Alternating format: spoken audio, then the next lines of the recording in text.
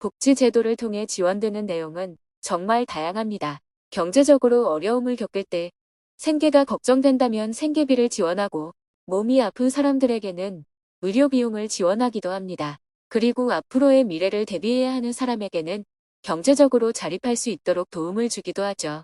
하지만 마음이 아플 때는 어디에 도움을 청해야 하는지 알고 계신가요? 오늘은 생계비 지원, 의료비 지원, 그리고 마음 건강 지원 정보까지 많은 분들이 도움을 받을 수 있도록 다양한 복지 제도들을 소개해 드리겠습니다. 그 전에 구독과 좋아요 눌러주세요. 안녕하세요. 복지 김 여사입니다.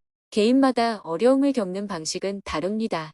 그래서 누군가는 이해할 수 없는 경우도 있을 수 있죠. 특히 일상생활에서 불안이나 우울 증상을 겪는 청년들이 늘어나고 있지만 다른 사람이 보기에는 불안이나 우울 증상을 겪는 것을 알아채기 어렵습니다. 이렇게 마음 건강이 다친 분들은 심리 상담을 받기를 원하지만 상담 비용이 만만치가 않아 도움받는 것을 중도에 포기할 수 있습니다. 그래서 이 제도를 알고 있어야 합니다. 바로 첫 번째로 소개할 지원 제도는 심리상담 지원 제도입니다.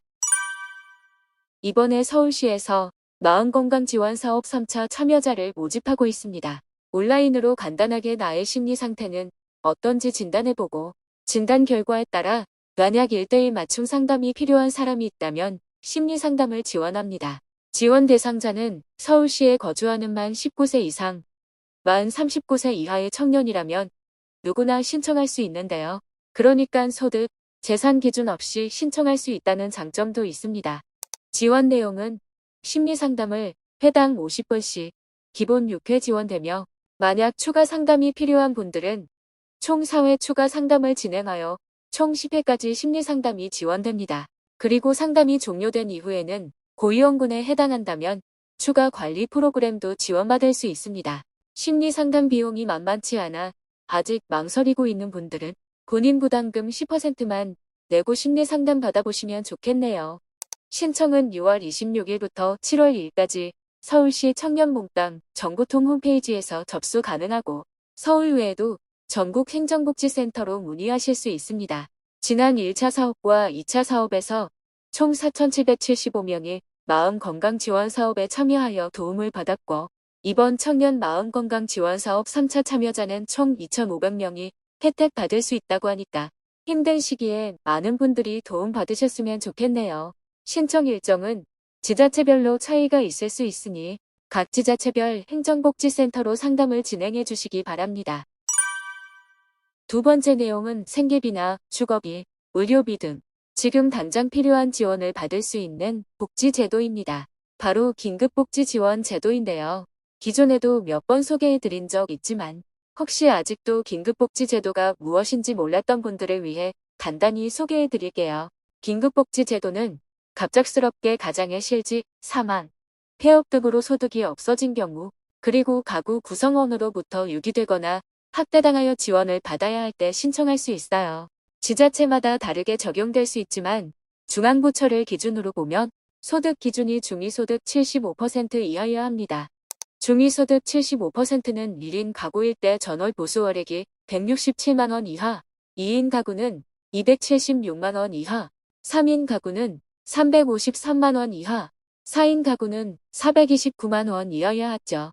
그런데 일용 근로자에 해당하던 분들은 매달 소득이 달라지기 때문에 일용 근로자의 월소득은 어떻게 판단해야 하는지 모를 수 있습니다. 근로자의 월소득이 매번 달라지는 일용 근로자의 경우 최근 3개월 자료를 기준으로 소득 기준을 충족할 때 신청할 수 있습니다. 여기에 재산 기준도 적용되고 있는데요. 재산 기준은 거주 지역에 따라 대도시 거주자는 2억 4,100만원 이하, 중소도시 1억 5,200만원 이하, 농어촌 거주자는 1억 3천만원 이하여야 하네요. 참고로 주거용 재산은 지역별로 이 정도씩 공제받을 수 있고 금융자산 또한 생활준비금을 공제받을 수 있으니 참고 바랍니다. 지원 내용은 4인 가구를 기준으로 보면 생계비 지원은 183만원 지원, 의료비 지원은 300만원 이내로 지원되고 주거비용은 66만원 정도가 지원됩니다. 그 밖에도 연료비나 해산비, 장제비, 전기요금도 지원되고 있네요. 다만 다른 복지제도와 동시에 이용할 수 없어서 기초생활보장제도 같은 혜택을 받고 있다면 신청이 제한될 수 있습니다. 신청은 행정복지센터나 보건복지상담센터에서 문의 및 신청 가능합니다. 전화 문의는 129에서 가능합니다. 오늘은 경제적인 어려움뿐만 아니라 마음 건강까지 지원받을 수 있는 복지제도를 소개해드렸는데요. 개인의 필요에 따라 다양한 복지제도를 제대로 활용할 줄 알아야 합니다. 지금 당장 필요 없다고 그냥 넘어가지 마시고 미리 어떤 제도가 있는지 확인해 두시면 나중에 꼭 필요한 순간에 도움을 받으실 수 있습니다. 다음 영상에서도 도움이 될 수 있도록 더 많은 복지 제도들을 소개해 드리도록 하겠습니다. 오늘 내용이 유익하셨다면 구독, 좋아요 부탁드립니다.